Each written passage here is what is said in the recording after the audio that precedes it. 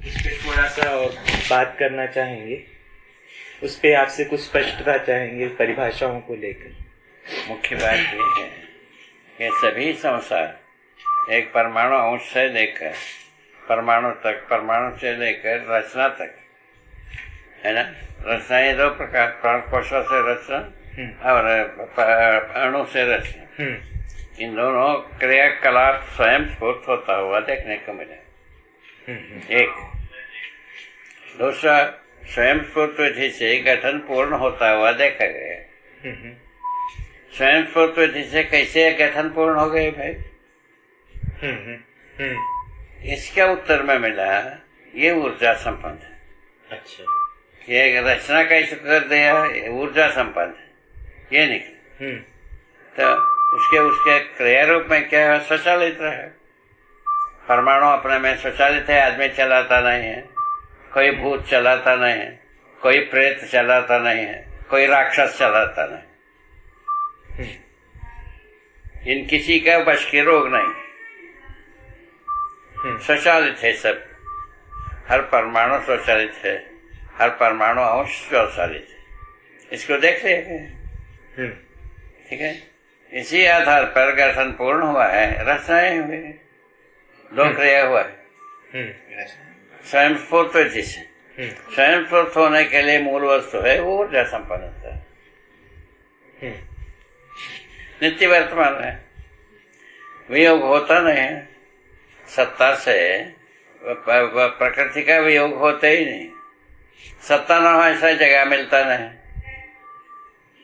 और पदार्थ न हो ऐसा जगह मिलता है।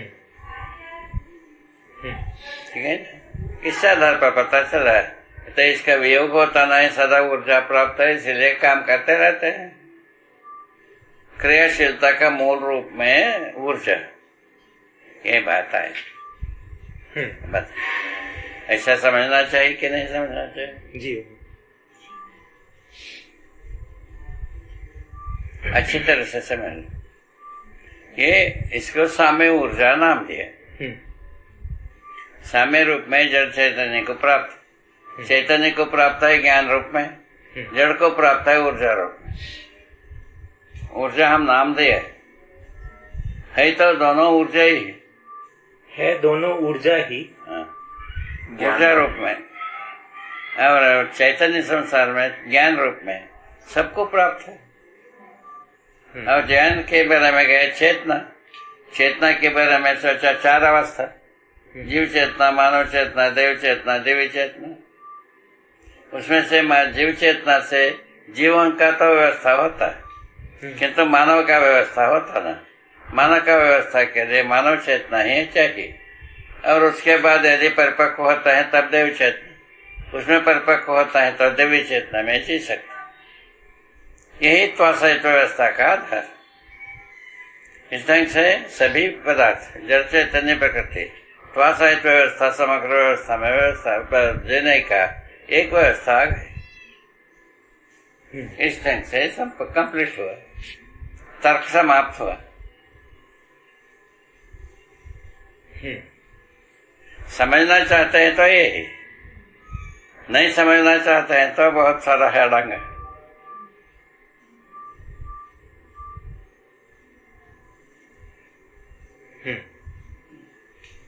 आपने स्वयंस्फूर्त क्रियाशीलता देखा और उसमें प्रकटन की अनेक अवस्थाएं, वही है स्वयंस्फूर्त कार्य करता हुआ देखा, वही प्रकटन है, वही प्रकटन है ना। और तो उससे ऊर्जा संपन्नता, उसका कारण के रूप में पता चला यही ऊर्जा संपन्नता, यही ऊर्जा संपन्नता है। उसको आपने साम्य ऊर्जा नाम दिया है ना। तो ये नामकरण सब मानव का किया हुआ। अच्छा, इस साम्य ऊर्जा हमने दिया है। साम्य ऊर्जा का नाम परंपरा में नहीं है, ठीक है ना। साम्य ऊर्जा ही मानव के साथ जो है ना चेतना के रूप में है, चार विधा से। ऐसा तो प्रकृति में जो है ना, जो ऊर्जा संपन्नता जो है ना, तीनों अवस्था में है। ऐसा जड़ प्रकृति में है, चैतन्य प्रकृति में अब जीने की आशा से शुरू होता है। ठीक है। तो बाबा जी, ये साम्य ऊर्जा संपन्नता वश जो ये जड़ प्रकृति में जो सापेक्ष ऊर्जा जो है वो सापेक्ष ऊर्जा और कार्य ऊर्जा के रूप में है। हाँ, ये सापेक्ष ऊर्जा और कार्य ऊर्जा क्या एक ही चीज है? दोनों एक ही है। एक ही है। कार्य ऊर्जा को हम सापेक्ष ऊर्जा नाम दिया है। अच्छा, इनकी परिभाषा क्या होगी, कार्य ऊर्जा और सापेक्ष ऊर्जा की? है? कार्य ऊर्जा की और सापेक्ष ऊर्जा की परिभाषा। साम्य ऊर्जा बता तो देना सब। स्वयं स्फूर्त कार्य रहता है, इसका नाम दिया है साम्य ऊर्जा। स्वयं स्फूर्त कार्य से जो उत्पन्न हुआ उसको कार्य ऊर्जा। इतने को पकड़ने में कई को देर होता है, हमको समझ में नहीं आता है। कार्य से जो उत्पन्न होता है उसको कार्य ऊर्जा। अभी तुम जितने भी पढ़े हो फिजिक्स में वो एक कार्य ऊर्जा पढ़े। समय ऊर्जा का नाम ही नहीं है इनके पास, आ ही नहीं सकता। समय ऊर्जा हम नाम दिए।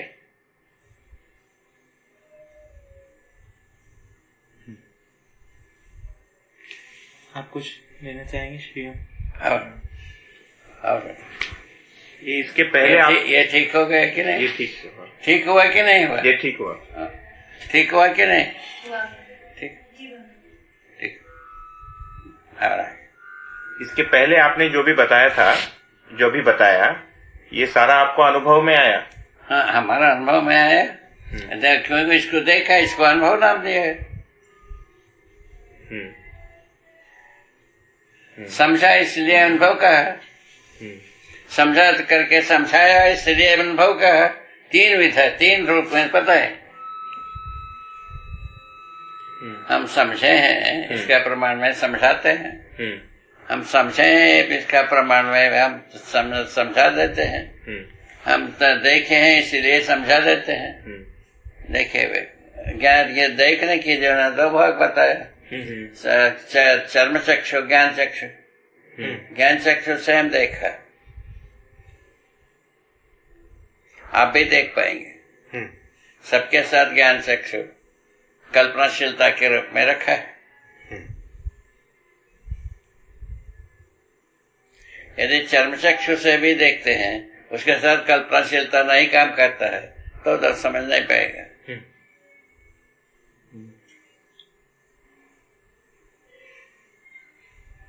आप ही देखिए, कोई भी वक्तव्य है उसका अर्थ को ज्ञान चक्षु देखता है, शब्द को चर्म चक्षु देखते हैं।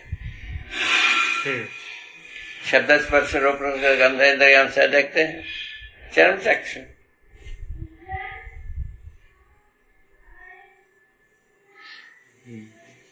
बता। तो ये जो ऊर्जा संपन्नता की बात आपने जो कही, इसमें मूल में जो आपको अनुभव में आया ये पारगाम्यता है, मतलब सत्ता का पारगामी होने से क्रियाशील। पारगाम्यता इसलिए हुआ, ऐसा समझ में आ गए। तो जैसा भिगे रहने से पारगाम्यता, ऊर्जा में भिगे रहने से पारगाम्यता, घिरे रहने से नियंत्रण। ठीक है, डूबे रहने से क्रियाशीलता, ये लिखा। क्रियाशीलता का एरिया बनता है, डूबे रहने के आधार पर बनता है। ऊर्जा में ही नियंत्रित, ऊर्जा में संपन्नता, ऊर्जा में ही क्रियाशीलता, तीनों चीज आ गए। इस ढंग से आया। इसको अच्छी तरह से समझना पड़ेगा। कुछ तो अपने को लगाना पड़ेगा। अपने को लगावे नहीं है, ये अंतर देखेगा, नहीं होगा ये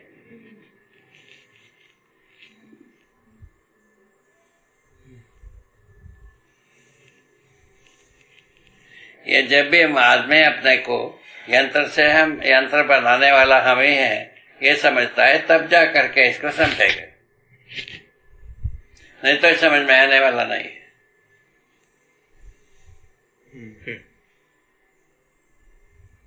यंत्र को आदमी बनाता है कि तो स्वयं यंत्र बना रहता है?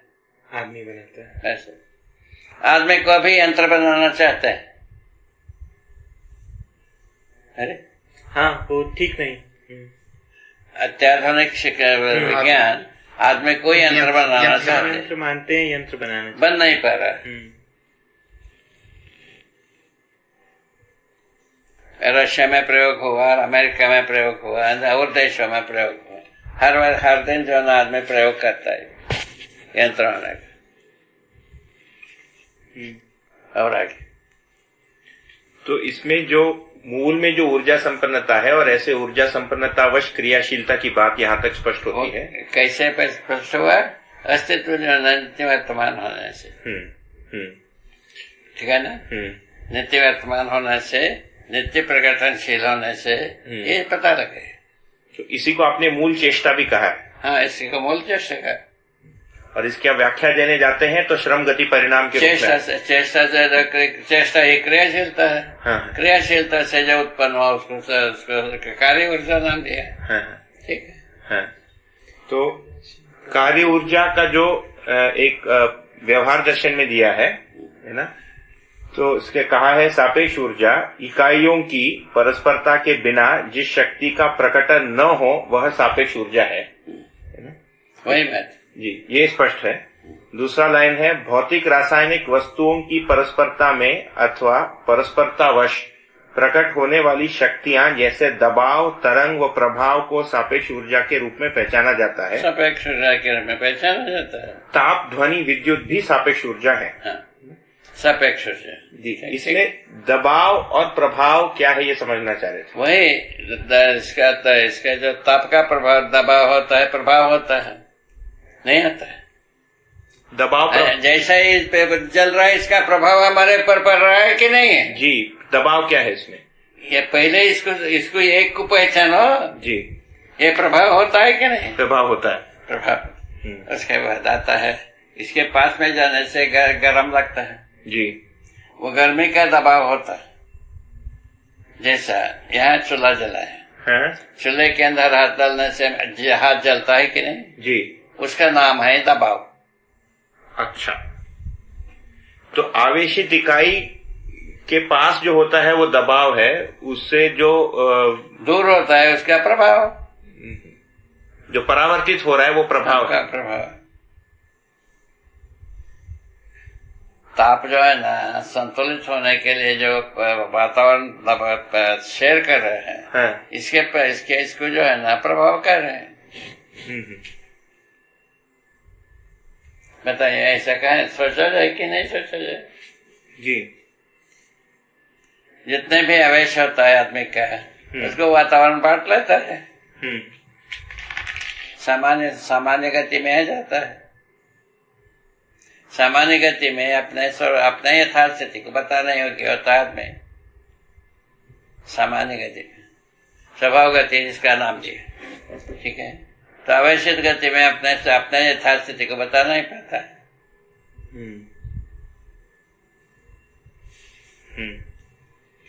कहाँ बता पाता?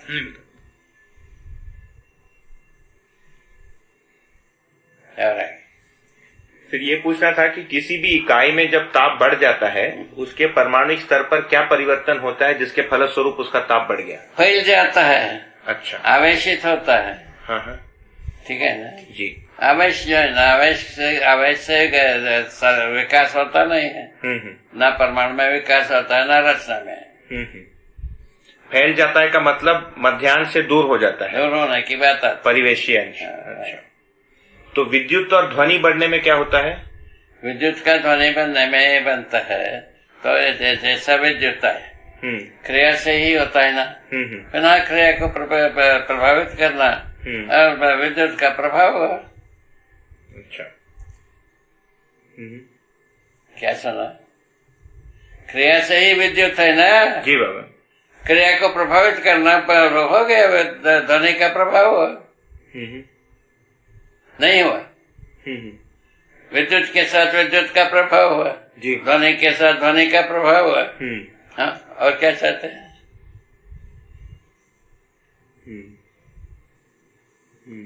विद्युत जो है ना, इसके क्या कहते हैं? विद्युत चुंबकीयता। विद्युत और चुंबकीयता। चुंबकीय, चुंबकीयता साथ में रहता है विद्युत के साथ। बाबा जी, इसका जरा ऊर्जा साम्य ऊर्जा संपन्नतावश क्रियाशीलता, क्रियाशीलतावश सब कार्य ऊर्जा है ना। कार्य ऊर्जा में ही प्रभाव होना, प्रभावित करना, दोनों प्रभाव सब सफल होता है। हाँ, कार्य ऊर्जा में ही दबाव, प्रभाव और ये तरंग का एक दूसरे के साथ प्रभावित होना, दबाव पैदा करना है, दोनों कर पाते हैं। ठीक है। किस बात के लिए? व्यवस्था में, व्यवस्था के अर्थ में करते हैं।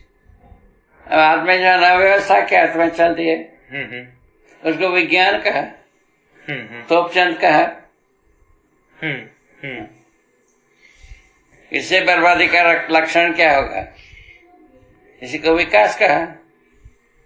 बर्बाद करने का प्रक्रिया को विकास कहा।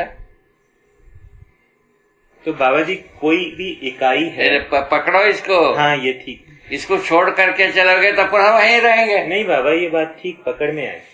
नहीं है, आया पकड़ में आया तो ये इसको पुनः पूछोगे नहीं ना। नहीं पूछेगा। अपन एक बात को लाखों बार पूछते थे। ये भी वेद है। जी बाबा, ये वेद है ना। अपन लगाते हैं कहाँ? अपने को यंत्र को लगाते हैं, किताब को लगाते थे। किताब समझेगा नहीं, यंत्र समझेगा नहीं।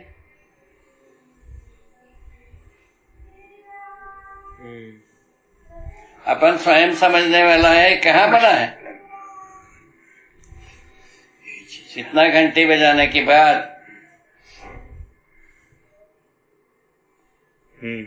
हम यहाँ सभी एमिनेंट व्यक्ति बैठे, लुंजबुन नहीं बैठे हमारे अनुसार। तुम्हारा क्या है? उनकी हाल ये है, बाकी लोगों को क्या सर्वे करना है? कोई नहीं समझेगा, केवल आदमी समझेगा।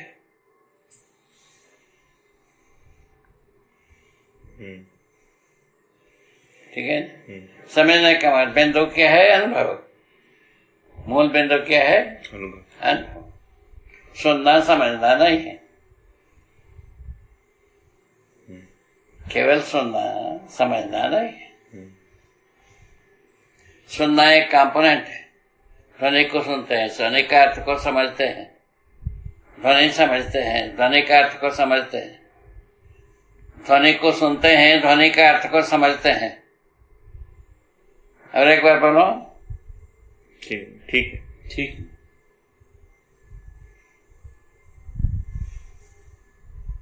हम जो बोलता हूँ उसको आप सुनते हैं, उसका अर्थ को समझते हैं, ये आप में ही रखा है। उसको छोड़ करके किताब में लिख दिए। ये समझ में आने वाली बात होगा? होगा, खत्म। ये है आज तक की प्रैक्टिस। इतनी ही ना समझने की जगह में विद्वान होना, इसीलिए दूसरा कोई लिख के देता है, आप विद्वान हो गए। स्वयं विद्वान घोषित कौन किया? कोई नहीं। अभी तक किसी ने किया नहीं। और सर्वप्रथम वैज्ञानिक जी ने प्रकट किया, हम विद्वान है। उनको ऐसे की तैसी किया, वो जंगल भेजे। बुद्धिजीवियों ने जितना तर्क भिड़े वो जंगल चले गए। जंगल से वापस आने का कोई जिक्र नहीं।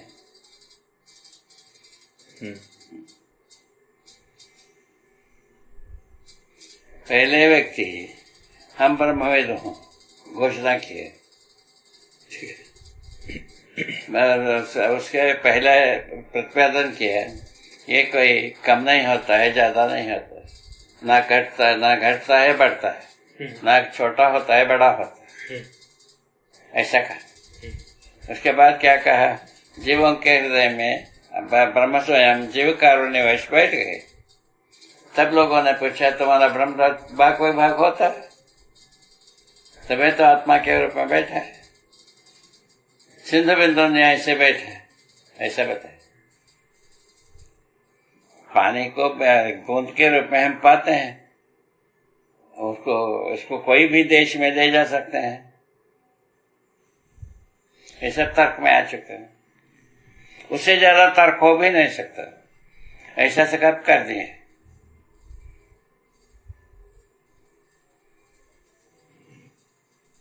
उसी से कहा हम तुम लोगों को श्राप दे देंगे। हम श्राप देने से क्या होगा, तुम्हारा सिर फूटेगा। ठीक है, इतनी ही बात है। तो सिर फटवाना है नहीं होना है, थोड़ा देर सोच लेते हैं। ठीक है, बाद में बता दिया, आपको कोई शंका नहीं। कहीं के लिए तो तुम श्राप देने के लिए कहा, हमको सिर नहीं फटवाना। ठीक है, बुद्धिजीवियों ने उस अभियान का नाम दिया है शेषम को पेड़ पूरे। नाराजगी से कई असुर पूरा अभियान समाप्त हुआ, ये लिखा। इससे ज्यादा सिंसियर से लिखा क्या जाए। ये लिखा शेषम को पेड़ पूरे, ये लिखा उस अभियान।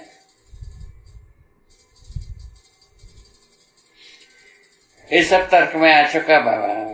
ठीक, ये कहाँ से मनुष्य का पता नहीं, वो पता नहीं चला। अभी क्या कर रहे हैं हम, ये जब सुनते हैं हम, उसका अर्थ को समझना है। समझने की जगह में किताब में लिख देते हैं। किताब सुनता नहीं, ना समझता है। न यंत्र जो है ना सुनता होगा, समझता नहीं, खत्म हो गया।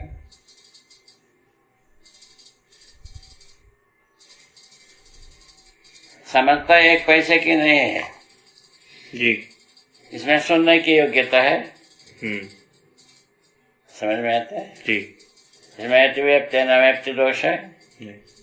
क्योंकि हम जानता नहीं हुए टेक्निक, जी बाबा। इसलिए पूछ रहा हूं।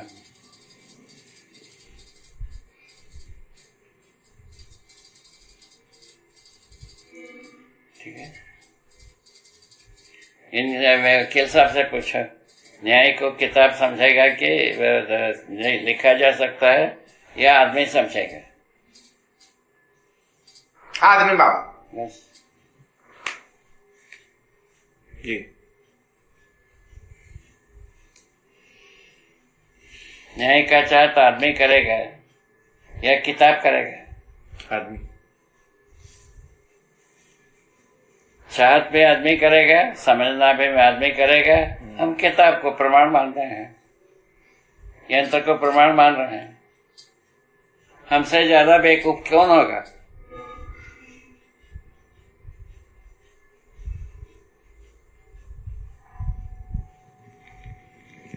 ये उपकरण है ये सब, ऐसा माना जाए। ठीक है, इसका उपयोग सदुपयोग हो सकता है, दुरुपयोग हो सकता है। दुरुपयोग तो हमने खूब कर लिया, तो उपयोग भी किया जाए, सदुपयोग भी किया जाए। प्रयोजनशीलता को भी पहचाना जाए। प्रयोजनशीलता के अर्थ में ना उपयोग सदुपयोग होगा जी, और कहीं होगा। और कहीं मानव का पहले प्रयोजन को पहचानना पड़ेगा, उस तब उपयोग सदुपयोग की बात होगा। उसके पहले कहां से होगा? ठीक हो गया बात? कहाँ पहुंचे?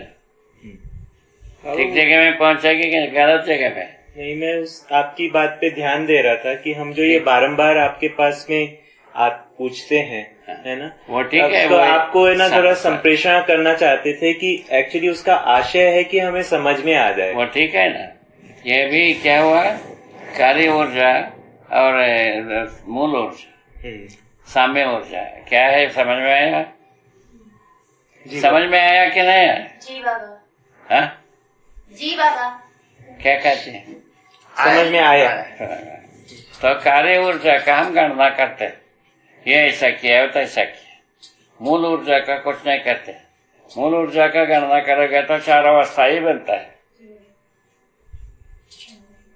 मूल ऊर्जा को हम समझने जगह जाते हैं, चार अवस्था के रूप में प्रकट है। ऊर्जा सहित। मूल ऊर्जा संपन्नता 4 अवस्थाओं में। 4 अवस्था में कार्य ऊर्जा संपन्नता हर एक अवस्था का अलग अलग है। कार्य ऊर्जा का स्वरूप हर अवस्था का अलग अलग। अलग अलग। ठीक है। जैसा जीव कार्य करते हैं, मनुष्य कार्य करता है, इन दोनों में बहुत जमीन आसमान की दूरी है। नहीं, जीवन से अच्छा जीने के लिए किया है आदमी, उसका कारण से दूरी हो गई। अच्छा, तो कार्य करने के स्वरूप को ही कार्य ऊर्जा कह रहे हैं। हाँ, और किसको कहे कार्य ऊर्जा, और किसको कहे? तो जो जड़ प्रकृति है उसमें ताप, विद्युत और ध्वनि सब ये होता कार्य है, करने का स्वरूप है। मूल में रहता है ये ऊर्जा संपन्नता। वश मूल में ऊर्जा संपन्नता रहती। ऊर्जा संपन्नता में ये तीनों रहता ही है। फलस्वरूप इसको समझना बनता है, इससे प्रभावित होना बनता है, दबाव स्वीकार होना बनता है। दबाव भी स्वीकार होता है, प्रभाव भी होता है, और उसका उत्परिणति भी होती है। यही पूरा का पूरा 4 अवस्था का आधार। परिणति ना हो तो 4 अवस्था का ही कैसे प्रकट होंगी? हो गए। और कुछ बना रहे हो थोड़ा।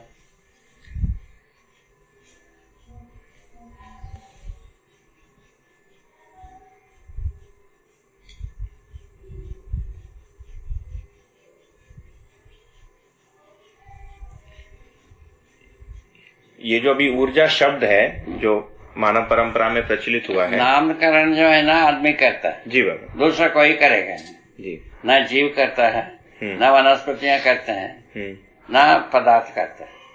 आदमी ही सबका नामकरण करता है। जी।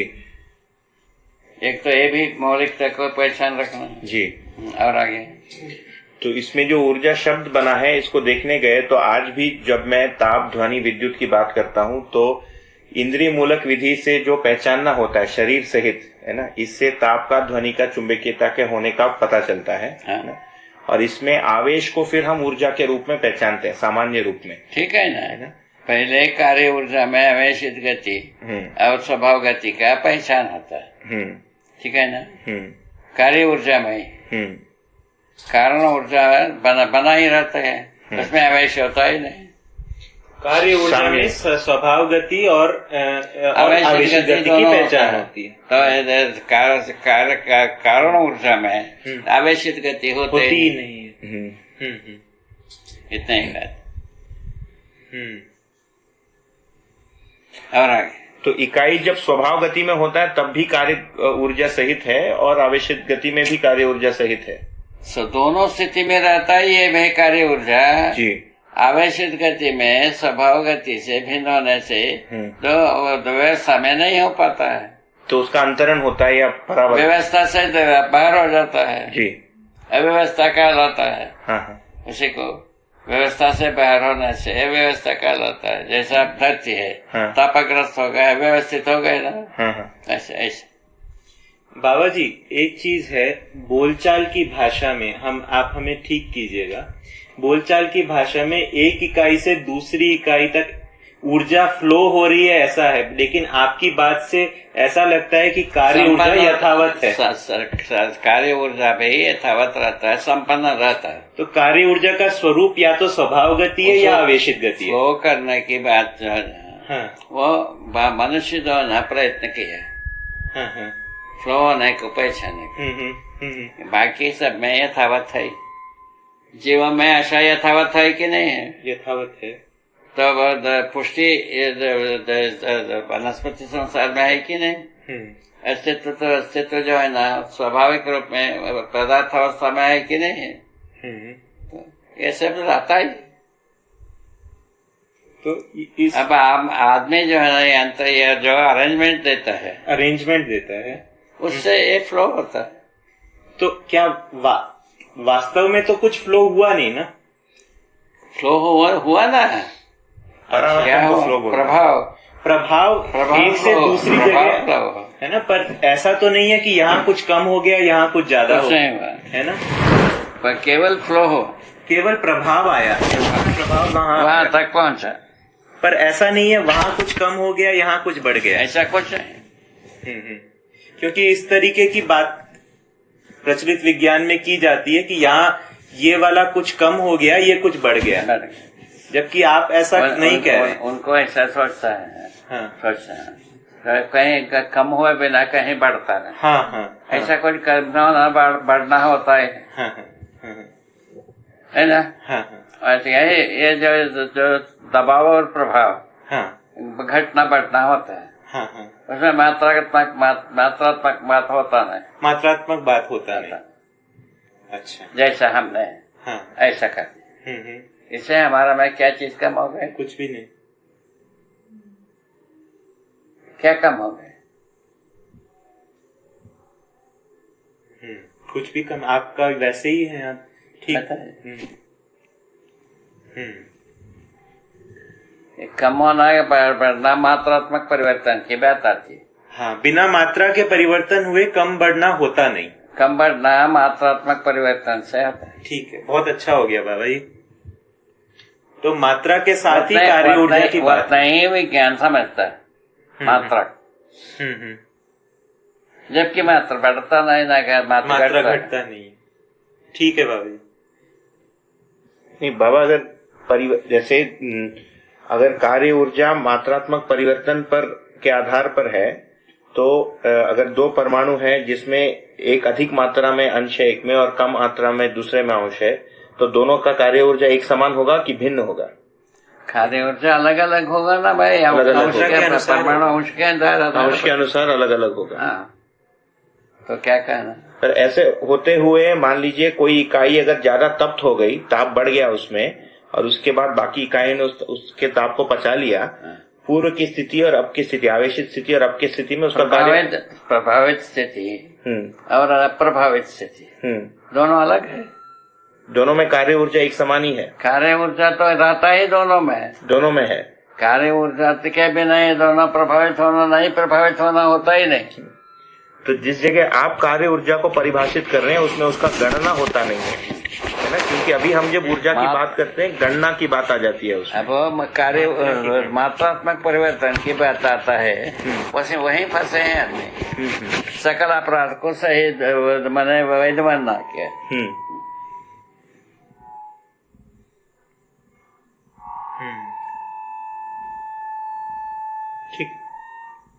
ठीक हो गया ये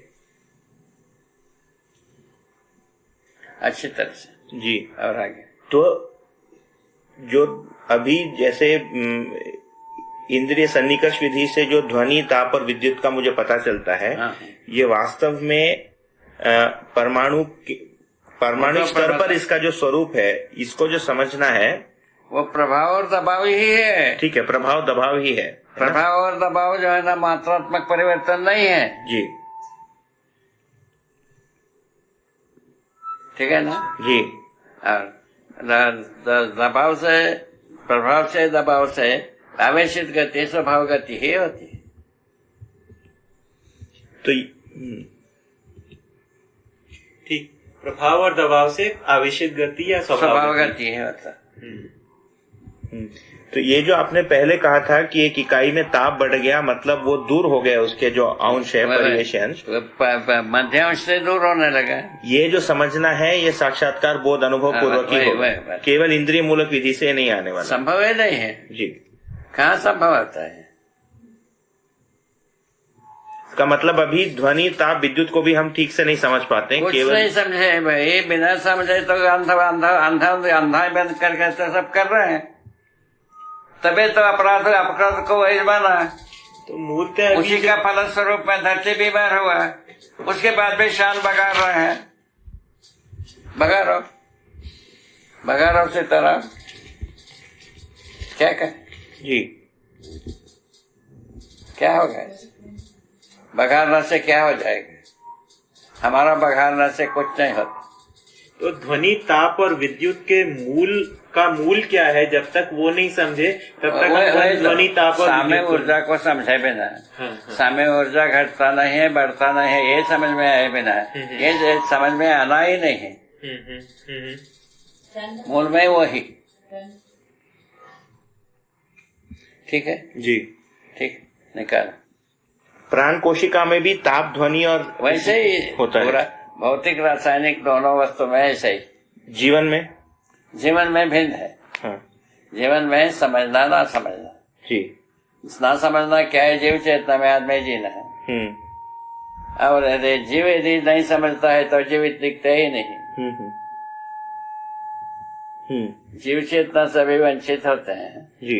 मानव जो है ना जीव चेतना में जी सकता है।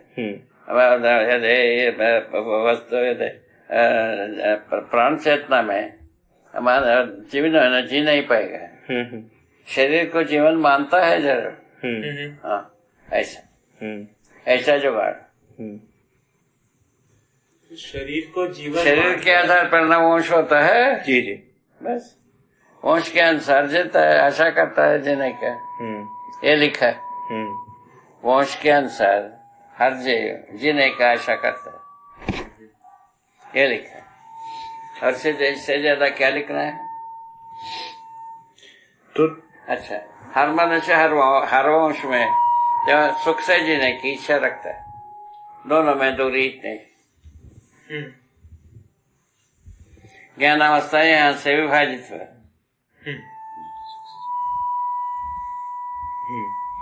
तो ये जो कार्य ऊर्जा है ये जीवन में ज्ञान रूप में परिवर्तित हो गया। मतलब जीवन का कोई ताप हो, विद्युत हो, ऐसा नहीं है। चेतना के रूप में, चेतना को ज्ञान कहा। चेतना को ज्ञान कहा, ठीक। पर ध्वनि चेतना का विश्लेषण किया है। विश्लेषण करने से 4 भाग हो गए। जिसमें जीना है उसी में जी रहे। जैसे ताप और विद्युत को देखें तो सापेक्षता में इंद्रिय मूलक विधि से ये पहचानने में आता है ना? किस विधि से? दबाव और प्रभाव के रूप में। पर ध्वनि को अगर ध्वनि को अगर देखें, ध्वनि को अर्थ के रूप में ज्ञानावस्था कंसिडर करता है। हाँ। और ये जो है ना भय और प्रलोभन के अर्थ में जीवावस्था को कंसिडर करता है। हाँ। बहुत सुंदर। हाँ। पर मुझे ध्वनि बनाने के लिए उसका बाहर से प्रभाव की जरूरत नहीं पड़ती। नहीं, बाहर की प्रभाव रहता ही है। जैसे स्मृति पूर्वक जैसा हवा चल रहा है ये रहता ही है। हवा चलने से पत्ते हिलते हैं, पत्ते हिलने पर ध्वनि होता ही है। हाँ, ये एक हो गया। और मैं जैसे किसी शब्द का अपने मन में ही उच्चारण करूं तो ये जीवन में ही ध्वनि जीवन में ध्वनि को है ना स्वनिरीक्षण हुआ। स्वनिरीक्षण से होता है, परनिरीक्षण से नहीं होता है। जी। जीवन में ध्वनि स्वनिरीक्षण से होता है। मतलब स्वनिरीक्षण क्या है? स्वयं का ऑब्जर्व करना है। हम क्या कर रहे हो, क्या कर रहे, क्या स्थिति है हमारा। हाँ, नहीं, ध्वनि शब्द क्या कर रहे हो, क्या स्थिति है हमारा। 2 बात का उत्तर पाता है तो स्वनिरीक्षण, दोनों बात का उत्तर पर नहीं पाता है तो कोई स्वनिरीक्षण नहीं है। ठीक, वो ठीक है। स्वनिरीक्षण के लिए ठीक है बाबा। नीर नीर, पानी पानी, शीर शीर, नीर नीर, दूध दूध, पानी पानी। इसको नहीं